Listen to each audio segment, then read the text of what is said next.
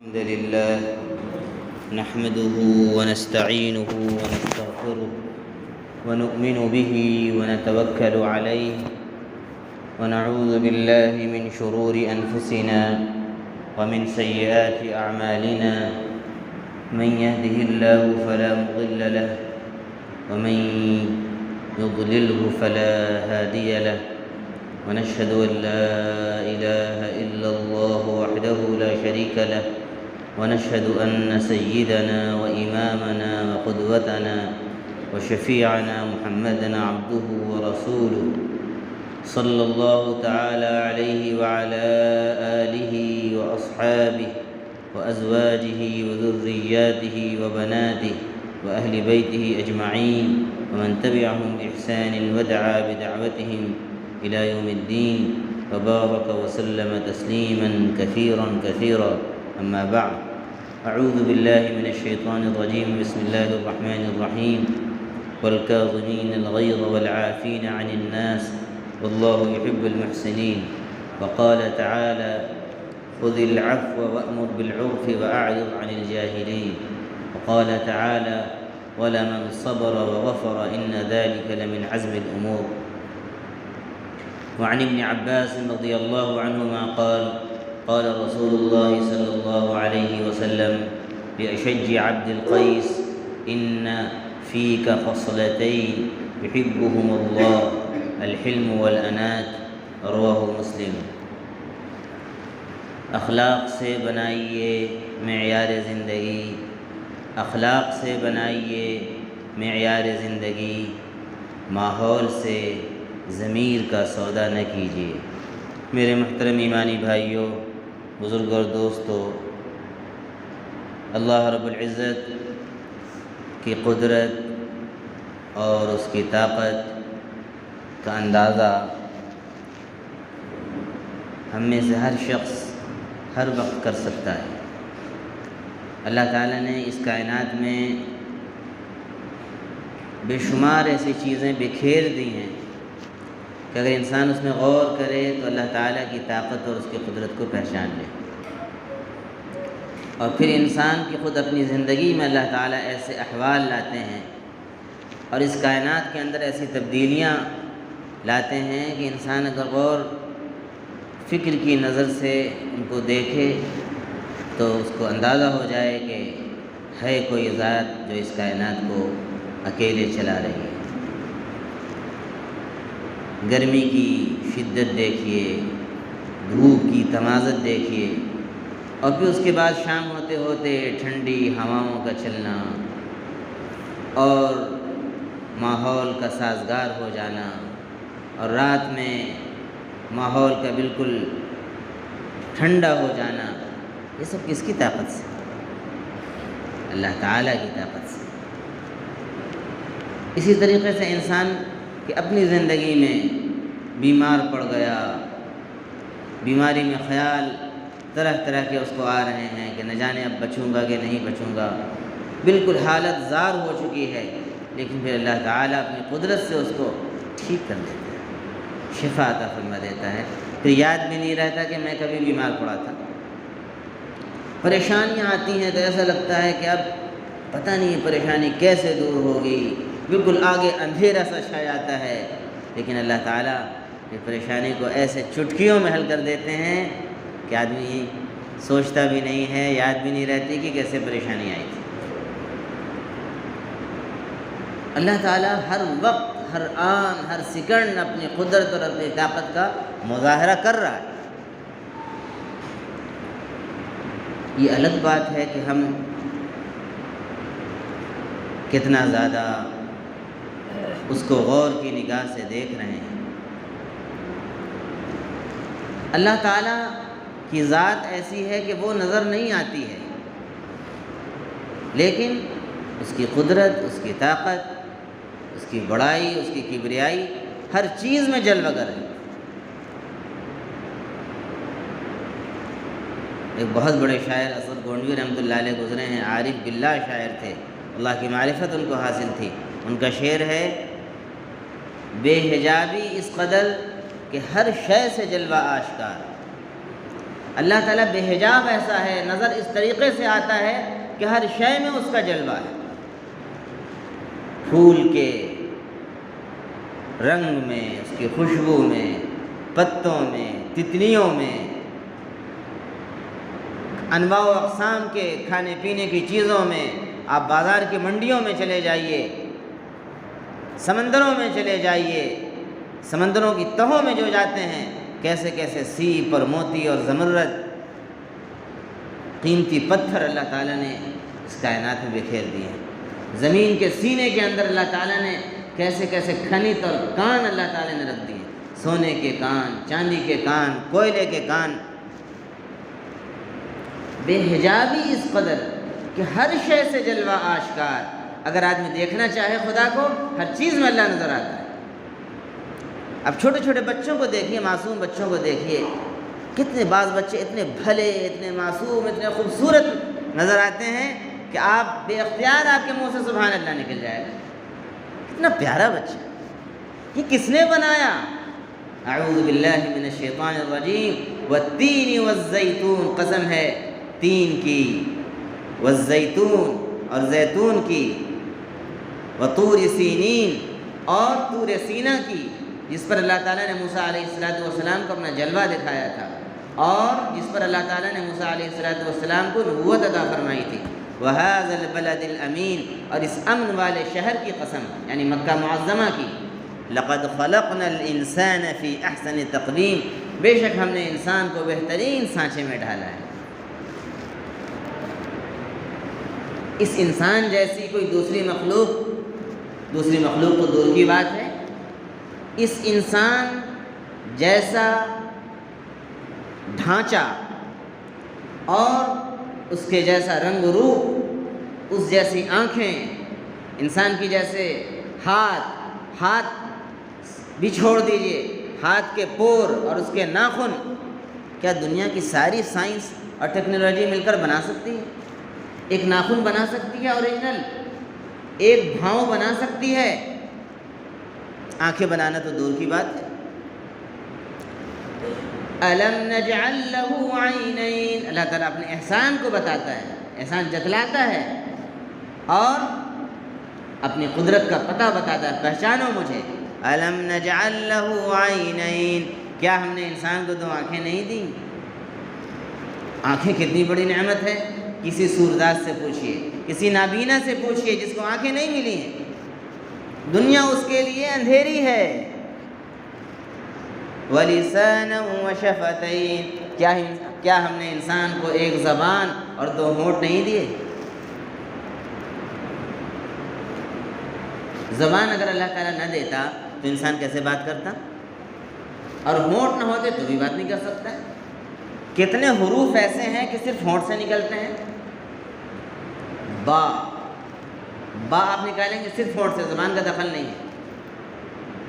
شین آپ نکالیں گے، ہونٹ کا دخل نہیں ہے، شین اندر زبان سے اوپر داڑھ میں لگ رہی ہے۔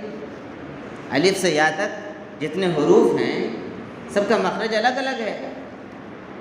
تو زبان اور ہونٹ، ان دونوں کا فنکشن کتنا زبردست ہے، اور اس سے ساؤنڈ نکلتا ہے، آواز نکلتی ہے، اور ایسی آواز جس کو اگلا انسان سمجھ لیتا ہے۔ یہ اللہ تعالیٰ کی کتنی بڑی قدرت ہے۔ الرحمن علم القرآن، وہ ذات اللہ کی رحمان ہے، علم القرآن، اس نے قرآن کا علم سکھایا۔ خلق الانسان، انسان کو پیدا کیا، علمہ البیان، اس کو بولنا سکھایا، نطق اور گویائی عطا فرمائی، اسپیکنگ پاور عطا فرمائی۔ انسان بولتا ہے، حروف بنتے ہیں، اور خود بھی سمجھ رہا ہوتا ہے میں کیا بول رہا ہوں، اپنے دل کی بات کو زبان سے ادا کرتا ہے۔ یہ کوئی چھوٹی موٹی نعمت ہے کوئی؟ جس کو اللہ نے گونگا بنا دیا، اس سے پوچھئے کہ کتنی بڑی طاقت ہے گویائی کی، بولنے کی۔ اور پھر اگلا انسان اس کو سن کر سمجھ بھی لیتا ہے، سننے کی طاقت ایسے دی ہے اللہ تعالیٰ نے۔ آج کل تو میڈیکل سائنس نے بڑی ترقی کر لی ہے، کان کے ڈاکٹر الگ ہیں، منہ کے ڈاکٹر الگ ہیں، دانت کے ڈاکٹر الگ ہیں، صرف کان پر ریسرچ کرتے کرتے زندگی گزر جاتی ہے ڈاکٹروں کی۔ اللہ نے ایسا کان بنایا ہے، کان میں کتنے پردے ہیں۔ میرے بھائیوں، بزرگوں اور دوستوں،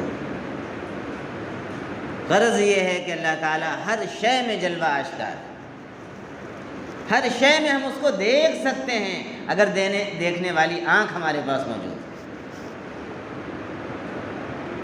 افلا ينظرون الى الابل كيف خلقت، عرب کے لوگ جن چیزوں کو صبح و شام دیکھتے تھے، اللہ نے ان کو دعوت دی کہ تم دیکھو ان چیزوں کو، دیکھو گے تو مجھ تک پہنچ جاؤ گے، مجھے پہچان لو گے۔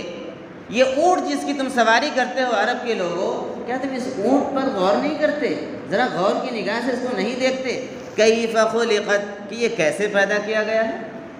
اونٹ عجیب و غریب مخلوق، اسے ریگستان کا جہاز کہا جاتا ہے، ریگستان کا جہاز، شپ آف دا ڈیزرٹ۔ اللہ تعالیٰ نے اس کے پیٹ میں 7 ایسی تھیلیاں دی ہیں کہ وہ 7 دنوں کا پانی اس میں جمع کر لیتا ہے۔ ریگستان میں دور دراز کا سفر کرتا ہے اور اندر میں جو ٹنکی اللہ نے بنا دی ہے اس سے وہ پانی پیتا رہتا ہے۔ افلا ينظرون الى الابل كيف خلقت، اللہ نے کیسے پیدا کیا اس کو، کیسی حیات اور بناوٹ ہوتی ہے اونٹ کی، گردن اونچی، ایک کوہان اس کی نکلی ہوئی ہے، اور پھر انسان کو سوار کر کے اور کہاں سے کہاں لے جاتا ہے۔ اس زمانے میں اونٹ کی سواری ہوتی تھی۔ وَإِلَى السَّمَاءِ كَيْفَ رُفِعَتْ، اور یہ لوگ آسمان کو نہیں دیکھتے کہ آسمان کو کیسے اللہ نے بلند کیا ہے، کیسے اللہ نے اوپر اٹھایا ہے۔ آج کل ہم لوگ اتنے زیادہ اللہ سے غافل ہو گئے ہیں اور اللہ کی قدرت پر غور کرنے سے اتنا زیادہ غافل ہو گئے ہیں، اور اپنی زندگی میں اتنے زیادہ منہمک ہو گئے ہیں، اور زندگی میں بھی شیطانی جو چیزیں ہیں ان میں اتنا زیادہ منہمک ہو گئے ہیں، ہر وقت موبائل میں اتنے زیادہ مصروف ہیں کہ آسمان اور زمین دیکھنے کی فرصت نہیں ہے۔ غلط کہہ رہا ہوں تو بتائیے۔ پہلے لوگ غور کرتے تھے اللہ کی مخلوقات میں اور اللہ کی معرفت حاصل کرتے تھے، پھر ریاضت کرتے تھے، مجاہدے کرتے تھے اللہ کے لیے، اللہ کو پانے کی طلب میں اللہ والوں کے پاس جاتے تھے، سچا پیر تلاش کرتے تھے اور اپنی زندگی کو اس میں لگاتے تھے تاکہ اللہ کی رضا حاصل ہو، اور اپنی زندگی اسی میں گزار دیتے تھے، قربان کر دیتے تھے۔ ہم لوگوں کو شیطان نے اور نفس نے اس قدر جکڑ دیا ہے کہ ہم لوگوں کو فرصت ہی نہیں، آسمان اور زمین دیکھنے کی فرصت نہیں۔ اگر آسمان بھی دیکھنا ہے تو گوگل پہ اسکائی سرچ کرتے ہیں، آسمان کیسا ہے۔ جی آج کل یہ حال ہو گیا ہم لوگوں کا۔ وَإِلَى السَّمَاءِ كَيْفَ رُفِعَتْ، کیا یہ آسمان کو نہیں دیکھتے کہ آسمان کیسے بلند کیا گیا ہے؟ اللہ الذی رفع السماوات بغیر عمد ترونها، وہ اللہ ہے جس نے آسمانوں کو، 7 آسمانوں کو بلند کیا ہے بغیر کسی ستون کے، جس کو تم دیکھتے ہو، اپنی آنکھوں سے دیکھتے ہو۔ ایک چھوٹا سا بچہ مٹی کا گھر بناتا ہے، اس میں بھی تنکا دیتا ہے۔ بڑا سے بڑا انجینئر آپ کہہ دیجئے کہ بغیر پیلر کے آپ بنا دیجئے، ہاوڑے کا پل بھی ہے تو سائیڈ میں 2 پیلر ہیں، جی بغیر ستون کے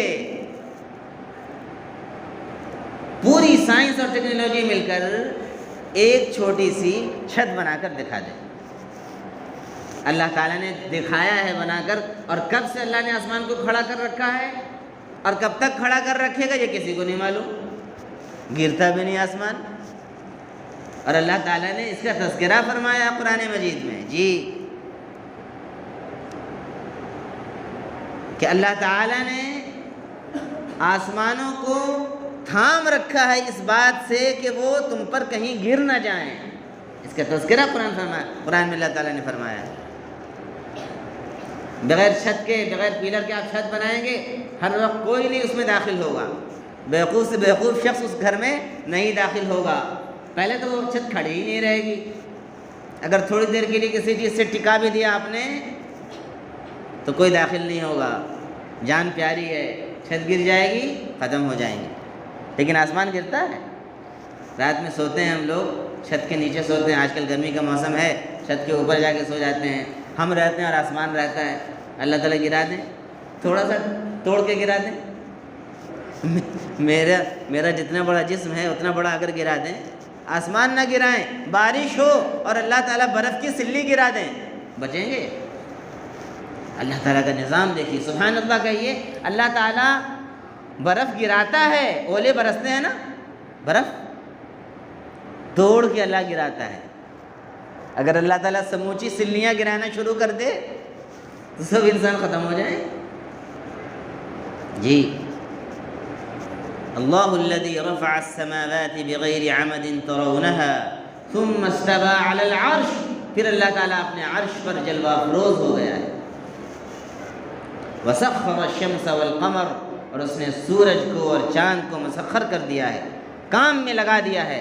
سورج اپنے مدار پر گردش کر رہا ہے اور چاند اپنی منزلیں طے کر رہا ہے، ایک سیکنڈ کے لیے آگے پیچھے نہیں۔ اپنے وقت پر سورج نکلتا ہے، سورج ڈوب جاتا ہے، چاند اپنے مہینے میں صحیح وقت پر نکلتا ہے اور اپنے منزلیں طے کر کے حتی عاد کالعرجون القدیم، ایسا ہو جاتا ہے جیسا کہ پرانی ٹہنی ہوتی ہے، بالکل پتلا باریک ہو جاتا ہے، پتلا نکلتا ہے اور موٹا ہوتے ہوتے 14ویں رات کو بدر کامل بن جاتا ہے۔ اس چاند کو موٹا کون کرتا ہے؟ پھر اس کے بعد پتلا کون کر دیتا ہے؟ یہ سب کس کے کام ہیں؟ کس کی کاریگری ہے؟ اللہ کی۔ کس کی؟ اللہ کی۔ بولیے اللہ کی۔ ہم لوگ آج اللہ کا نام ہی نہیں لیتے، اللہ کا نام نہیں لیتے ہیں۔ نام کس کا لیتے ہیں؟ گورنمنٹ کا، فلاں کا، ٹاٹا کمپنی کا، برلا کمپنی کا۔ برانڈیڈ چیز ہونی چاہیے، جی ہر چیز میں برانڈیڈ چیز ہونی چاہیے۔ دلوں میں برانڈ کی اہمیت بیٹھی ہوئی ہے، کار فلاں برانڈ کی ہونی چاہیے، موبائل فلاں برانڈ کا ہونا چاہیے۔ انہی کھلونوں میں ہم مشغول اور مصروف ہیں اور اپنی زندگی کے مقصد سے غافل ہیں، اللہ تعالیٰ کی معرفت سے ہم بہت دور ہو چکے ہیں۔ ہماری دنیا الگ ہے، ایک چھوٹی سی دنیا جس میں موبائل ہے، جس میں کاریں ہیں، جس میں بینک بیلنس ہے، بس وہیں تک ہم سوچتے ہیں، صبح سے شام تک وہی سوچتے ہیں اور وہی خواب میں دیکھتے ہیں۔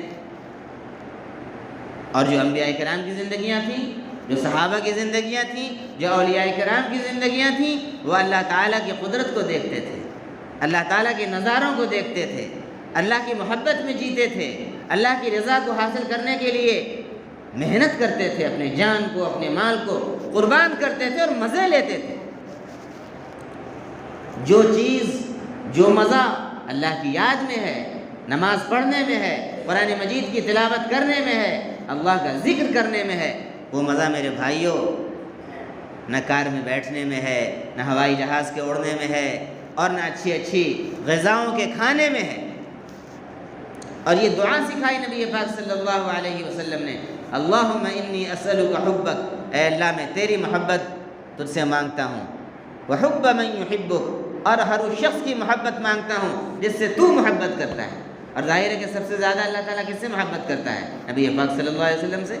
اے اللہ تیری محبت مانگتا ہوں اور تیرے نبی کی محبت اور صحابہ کی محبت اور نیک بندوں کی محبت میں تجھ سے مانگتا ہوں، والعمل الذي يقربني الى حبك، اور ہر اس عمل کی محبت مانگتا ہوں جو تیری محبت سے مجھے قریب کر دے۔ اللہم اجعل حبک احب الی من اہلی ومن نفسی ومن الماء البارد، اے اللہ میرے لیے اپنی محبت کو میری بیوی سے زیادہ، میرے گھر والوں سے زیادہ، میری اولاد سے زیادہ محبوب بنا دے، اور گرمی کے موسم میں ٹھنڈے پانی سے زیادہ محبوب بنا دے۔ اپنی محبت کو گرمی کے موسم میں ٹھنڈے پانی سے زیادہ محبوب بنا دے۔ یہ دعا مانگی گئی، یہ مانگنے کی چیز ہے۔ کیا اللہ نماز میں وہ لطف آئے جو کسی چیز میں نہ آئے؟ اللہ قرآن مجید پڑھنے میں وہ لطف ہے جو کسی چیز میں نہ آئے؟ اللہ تنہائی میں تیرا نام لوں وہ مزہ آئے جو کسی چیز میں نہ آئے؟ حضرت شاہ فضل الرحمن گنج مراد آبادی رحمۃ اللہ علیہ بہت بڑے بزرگ گزرے ہیں 13ویں صدی کے، فرماتے تھے مجھے قرآن پڑھنے میں وہ لطف آتا ہے جو کسی چیز میں نہیں آتا ہے۔ اللہ تعالیٰ جنت میں حوریں دے گا تو ہم حوروں کو کہیں گے بیویاں آؤ بیٹھ جاؤ، میں تم کو قرآن پڑھ کے سناتا ہوں، میں بھی مزے لوں گا، تم بھی مزے لو۔ جی ہم لوگوں کا دل گھبراتا ہے، مسجد میں آتے ہیں نماز پڑھ کے ایسے بھاگتے ہیں جیسے کسی نے جیل میں قید کر رکھا تھا۔ آواز لگتی ہے بھائی ذرا دین کی بات ہوگی، ذرا قرآن کا درس ہوگا اور ذرا سا حدیث پڑھی جائے گی، قرآن مجید سکھایا جائے گا، تو اس انداز میں جاتے ہیں جیسے بہت بیزی ہوں۔ یقیناً کچھ لوگ بیزی ہوتے ہیں، کچھ لوگوں کو کام ہوتا ہے، کچھ لوگوں کو بازار جانا ہوتا ہے، لیکن وہی شخص جو اس انداز سے گیا ہے کہ بہت بیزی ہوں، وہ جا کر چائے کے ہوٹل میں بیٹھ گیا، وہاں آدھے گھنٹے ادھر ادھر کی باتیں کر رہا ہے، وہاں پر بیزی نہیں ہے۔ موبائل پہ 2 گھنٹے فلمیں دیکھ رہا ہے، IPL دیکھ رہا ہے، ادھر ادھر کے گیم کھیل رہا ہے، وہاں بیزی نہیں ہے، وہاں دل نہیں گھبراتا۔ مسجد میں دل گھبراتا ہے۔ امام صاحب نے ہر وقت کچھ نہ کچھ بولتے ہی نماز کے بعد، جنازے میں بھی بولتے، مجھے معلوم ہے، ایک صاحب نے بتایا مجھے، کہنے لگے امام صاحب تو ہر وقت شروع ہو جاتے ہیں۔ جی اچھی باتیں سننا، قرآن و حدیث کی باتیں سننے سے دل گھبراتا ہے۔ جی گانے سننے سے دل نہیں گھبراتا، موبائل دیکھنے سے دل نہیں گھبراتا۔ جی یہ اس بات کی دلیل ہے کہ ہمارے دلوں میں اللہ کی محبت کی کمی ہے، نبی کی محبت کی کمی ہے، ہمارے دل میں روگ ہے، ہمارے دل میں مرض ہے، ہم کو اپنے دل کا علاج کرانا چاہیے۔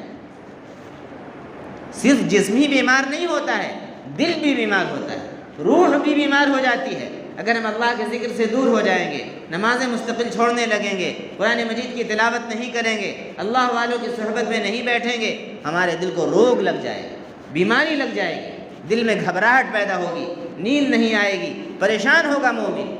جی کیونکہ اس کے دل میں ایمان ہے، وہ پریشان ہوگا، اس کی روح کو غذا نہیں مل رہی ہے۔ اچھی سے اچھی غذا کھا رہے ہیں، بریانی کھا رہے ہیں، دل گھبرا رہا ہے، مزہ نہیں آتا ہے، نہ صبح میں مزہ ہے نہ شام میں مزہ ہے۔ پہلے لوگ سادہ رہتے تھے، دیہاتوں میں کچے مکانات میں رہتے تھے، نہ ٹی وی تھا نہ موبائل تھا، لوگ مزے میں رہتے تھے، بال بچوں میں خوش رہتے تھے، ہنستے تھے، کھیلتے تھے، لطیفے سناتے تھے۔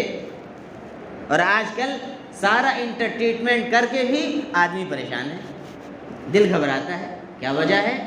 اصل چیز جو روح کی غذا ہے، اللہ کا ذکر، اللہ کی یاد، قرآن مجید کی تلاوت اور اللہ کے بندوں کی خدمت، ماں باپ کی اطاعت، اس کام کو ہم نہیں کر رہے، روح کو غذا نہیں دے رہے، قلب کی غذا جو ہے وہ ہم اس کو نہیں پہنچا رہے ہیں، قلب کمزور ہو رہا ہے۔ جس طریقے سے جسم کو آپ غذا نہیں دیں گے، جسم لاغر ہو جائے گا، روح کو آپ غذا نہیں دیں گے، روح لاغر ہو جائے گی، قلب آپ کا لاغر ہو جائے گا، کمزور ہو جائے گا۔